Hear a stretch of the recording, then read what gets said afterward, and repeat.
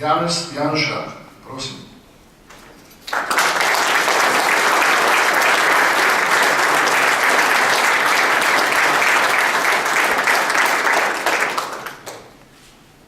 Spoštovani gospe in gospodje, spoštovani gospod predsednik Združenja veteranke in veterani, svojci padlih v vojni za Slovenijo. V zadnjih tednih, ko je proslavljene 20. obletnice slovenske osamosvojitve nekako na višku, srečujemo dve vrsti razpoloženj. Bil sem v številnih krajih, pa tudi med našimi rojaki po svetu in za mestu, ali po nekdanjem za mestu. In povsod sem srečal vsaj del takšnega iskrenega veselja, kot je pripravljalo Slovenijo pred 20 leti. Pravzaprav bi lahko dejal, da bolj daleč sem bil od centra na teh prireditvah, več je bilo tega veselja in več je bilo te pristnosti.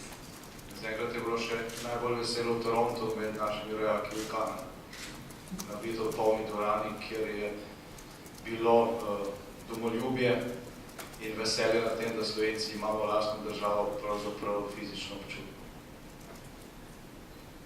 Doma proslavljanje ni tako slovesno, čeprav je tudi doma, tle greš od centra, to, bomo rekel, bolj pristno. Tako veselo pač ni, ker se v te spomine na čase pred 20 leti ali pa na ta čas, ki jo bomo osamosvojitev, seveda meša vse to, kar se aktualno dogaja in kar objektivno pač vpliva na vsakega posameznika, ki se prebija skozi življenje v Sloveniji 20 let samostojni in neodvisni. To so občutki mešani in tudi to veselje skaljeno. Ampak mi, ki se imenujemo Združenje za vrednote slovenske osamosvojitve, v bistvu vemo, zakaj je temu tako. Poznamo odgovore na vprašanje, zakaj danes po 20 letih izgleda, kot da je Slovenija nekako zašla v svojem do sedaj bolj ali manj premočrtnem razvoju naprej. In kako to, da izgleda, kot da je tista energija, ki je omogočila ta slovenski čudež pred 20 leti, katerega pravzaprav razen nas samih ni nihče verjel. Tako da te energije naenkrat ni več. Mi, ki se imenujemo Združenje za vrednote slovenske osamosvojitve, poznamo oziroma bi morali poznati odgovor. Kajti gre ravno za te vrednote.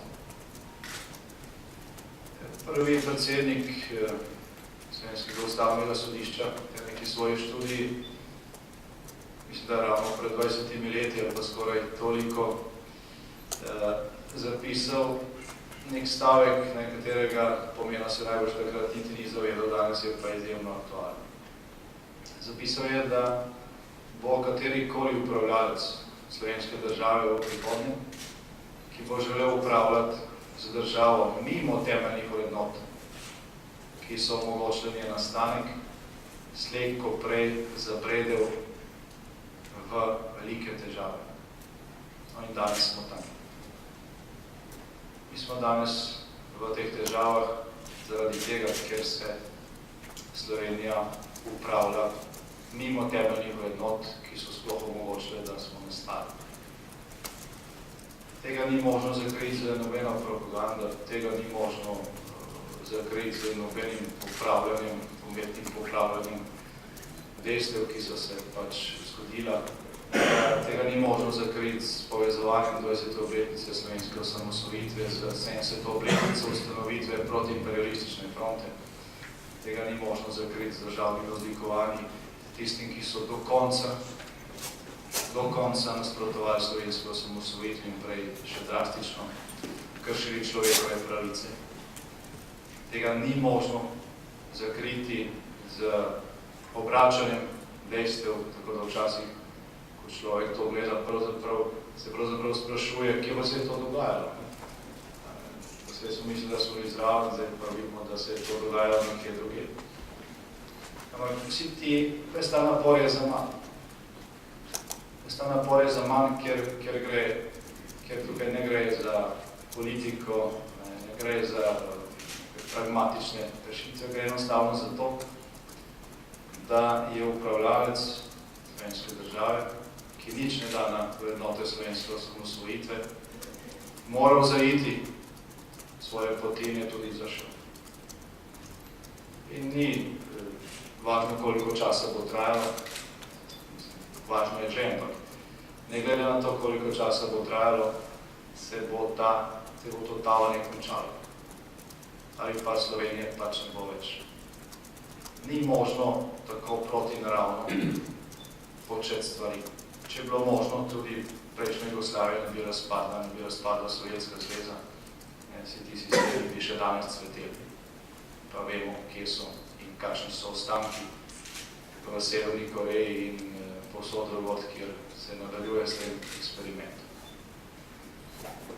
Eno od veliko teh primerjav je možnih, ampak ni časa za njim. Ena od teh, ki je po mojem mnenju najbolj na mestu in se navezuje tudi na marsikaj, kar je bilo danes tukaj povedano, pa je ta tako imenovani prepir okoli zaslugarstva. Edina politična koalicija, edina politična sila, ki je imela v svojem programu slovensko osamosvojitev, je bila koalicija Demos. Ena stranka izven Demosa ni imela tega v svojem političnem programu. In slovensko osamosvojitev je uresničitev ena od dveh temeljnih točk koalicije Demos. Vendar pa Demos te uresničitve ni dosegel sam. Je tudi ni mogel, ker po volitvah je imel za seboj nekaj več kot 50% volilnega telesa in volilnih glasov v skupščini, realno več, ampak sploh združenega dela se pač ni volil po demokratičnih principih in so bili vsi ti glasovi enakopravni. Ni imel dvotretjinske večine pri pomembnih odločitvah. Torej, Demos dosegel ta cilj ne samo za svojo politično močjo, ampak tudi z načinom svojega političnega delovanja. Torej, s povezovalnostjo. Demos je povezal tudi druge politične sile. Demos je upošteval to enotnost plebiscitnega rezultata in na tej podlagi dosegel stvari, ki so se še prej zdele nemogoče. Natančno v tem času pred 20 leti, popoldan in zvečer 24. junija 1991, je Ustavna komisija v Slovenski skupščini razpravljala o državnih simbolih. Te zastave, ki jo imamo danes kot državno zastavo, pred 20 leti še nismo imeli. Niti enotam, ki so bile že vpoklicane za obrambo domovine, niti organizatorjem osrednje državne slovesnosti ni bilo kaj dati v roke, oziroma niso vedeli, kaj ne pripravijo, da bodo dvignili na roko ob svečanju razglasitvi samostojne države. Trdovratni je bil odpor starih simbolov takrat. Bila pa je potrebna dvotretjinska večina, ustavna večina, ampak Demos je vztrajal. Spominjam se, da smo dan prej, se pravi, 23. in 24. juni, praktično celo noč sedeli na koordinaciji parlamentarnih strank, ker smo takrat prepričevali še zadnjo stranko, liberalno demokracijo, takrat, no, kako so se že imenovali. Naj bodo vendarle zdaj, niso bili. Šele potem so popustili na sami seji Ustavne komisije. Če Demos ne bi zmogel te povezovalne energije, potem ne vem, kaj bi bilo. So bile sicer tudi druge poti, ampak bi bila cena bistveno večja. Zaradi tega je danes precej težko poslušati to, kako tisti, ki so bili takrat proti, ki jih je bilo treba praktično na kolenih prositi, da so pristali na samoumevne stvari, govorijo o tem, kako smo bili takrat enotni in kako bi morali to imeti kot izkušnjo tudi za sedanjost. morali bi imeti osrednje sporočilo tega, o čemer sem govoril, tudi kot primer dobre prakse in pozitivno izkušnjo za sedanjost in prihodnost. To pa je ravno ta sposobnost povezovanja, ki jo je premogel takrat Demos, zato da je slovenska osamosvojitev dejansko uspela kot enotno dejanje, potem ko so ljudje na plebiscitu to enotnost na največji možni način tudi izpričali. To, kar je zapuščina, pozitivna zapuščina teh časov pred 20 leti, je v tem 20-letnem razvoju, še posebej v zadnjih letih, kar nekako, nam rekel, da je poniknilo, ampak je bilo potisneno v ozadje. Na odru v prvem planu so nastopali drugi liki, drugi vzori. Tem vzorom se je sledilo in smo prišli, kamor smo prišli. Pred 20 leti smo imeli politično koalicijo Demos, ki je bila sposobna doseči dogovore tudi z najtršimi nasprotniki in doseči dvotretjinsko večino v slovenski skupščini. Danes imamo koalicijo, ki si želi vladati tudi samo s 30 glasovi. Velikansko nasprotje je med tema dvema načinoma in zaradi tega je tudi velikanska razlika v razpoloženju takrat in danes. In zaradi tega je tudi velikanska razlika v rezultatih, ki jih vsi občutijo. Ko govorimo o teh stvareh, ne govorimo to zaradi tega, da bi sledil nekemu malodušju ali pa da bi sanjali o tem, kako je bilo nekoč lepo, danes pa ni več tako in kaj čmo. O teh stvareh jaz govorim zaradi tega, ker vidim v tej dvorani, videl sem na Dolenjskem, ko sem bil na teh prireditvah, videl sem to v Prekmurju, ko sem bil na podobnih slovesnostih, videl sem to v Gorici in Števerjanu, ko sem bil na podobnih slovesnosti. Ta tista Slovenija, ki je pred 20 leti vse to dosegla, še vedno obstaja. Samo ni v ospredju, porinjena nekam ob stran, zasuta, prekrita z nekimi dvomi, ki jih je zasejala ta propaganda. In mnogi so se že spraševali, ali smo sploh prav naredili 20 let nazaj. No, kljub temu pa je to spominjanje, te 20. obletnice na dan ponovno priklicalo tudi mnogo teh izvirnih energij, tudi mnogo tega pristnega veselja, ki je takrat prepravljalo Slovenijo. In to na nek način krepi upanje, da ta čas, ko bo Slovenija, ki je živela slovensko osamosvojitev pred 20 leti, ponovno postala del naše stvarnosti, da ta dan ni prav daleč v prihodnosti. In kot so že dejali nekateri predgovorniki pred mano, mislim, da je velik del odgovornosti, da ta dan čim prej pride tudi na tem našem združenju.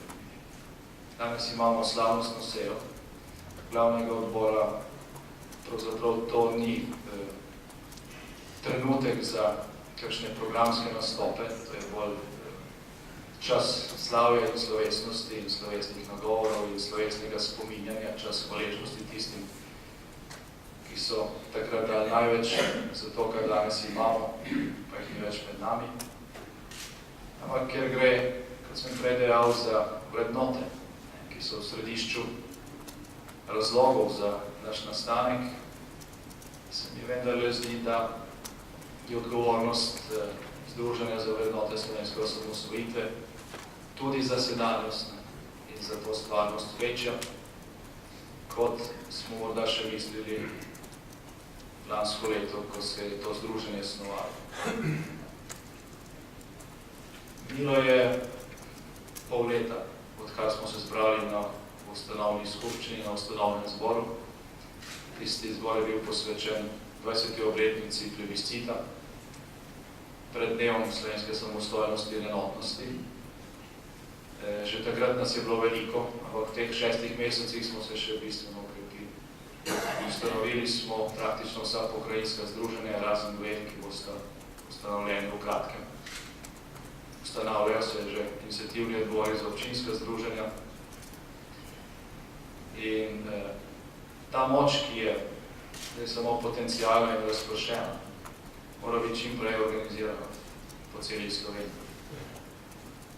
In tudi od tega ali pa v veliki meri bo vprašanje, kdaj bo prišlo do upravljanja z državo ponovno v skladu z vrednotami slovenske osamosvojitve, odvisno tudi od tega, koliko bo to naše združenje sposobno promovirati te vrednote. Ponekod otrest prah, ki se je nabral na stvareh, na katerih se nikoli ne bi smel, pa smo to pustili. Po drugi strani pa tudi s tem, da te vrednote želimo in jih posredujemo mladim generacijam. Če je bilo kaj lepo gledati, je bilo gledati mlade, ki so prihajali na naše okrogle mize in na ustanovitve naših pokrajinskih združenj. Tako da mislim, da smo pač v zvezi s tem na pravi pot. Še veliko dela nas čaka, ampak v 20. obletnici pač treba ugotoviti, da stvari, ki niso bile opravljene, pač morajo biti opravljene. To, kar je bilo pozabljeno in puščeno nekje ob strani, misleč, da tega ne bo treba storiti, bo treba narediti kasneje, oziroma zdaj. In začeti je treba s tem, da stvari poimenujemo s pravimi imeni. Vse se začne z besedo. Nima smisla, da se okrog nekih stvari pretvarjamo, ko vidimo, da se izkrivljajo celo dejstva, ki so bila in so zgodovinsko absolutno nesporne. Bil sem predvsej manj slavnosten in bolj programski, kot se spodobi za slavnostno sejo glavnega odbora. Ampak ne razumite teh mojih besed kot ponavljanje tega, da se ne da nič narediti. In v tem smislu, da smo predolgo čakali in odnašali. To je verjetno res. Ampak še slabše bi bilo, če tega ne bi nikoli storili, če našega druženja tudi danes ne bi bilo. Jaz sem prepričan, da bo razpoloženje v državi čez 5 let bistveno drugačno. Bomo takrat ugotavljali, da je ime, ki smo si ga zadali, ali pa združenje, ki nosi upravičeno ime, opravilo svojo nalogo. In z mislijo na to vam želim veselo praznovanje 20. obletnice, 20. rojstnega dne samostojne slovenske države. Naj se to proslavljanje ne zaključi danes. Ta dogodek ni bil tako enkraten, tudi trajal samo 10 dni. Celo letošnje leto moramo posvetiti tej 20. obletnici. Marsikaj, kar se je zgodilo v dneh po juniju 1991, je ravno tako determiniralo in zavarovalo samostojno Slovenijo, kot stvari, ki so se dogajale v juniju. Jaz sem prepričan, da se bo te stvari, ko gre za uradne programe, več ali manj pozabljale. Odbor za državne proslave bo nehal delovati, verjetno za današnjo proslavo, nekaj bo še občinskih prireditev, potem pa se bo to spominjanje zaključilo. Naša se ne sme. Še veliko pomembnih stvari se je zgodilo v letu pred 20 leti in v našem programu je, da te stvari ponovno dvignemo na površje in najprej, ker tudi nam včasih spomin že peša, sami osvežimo preko naših razprav spomine na te dogodke. Torej,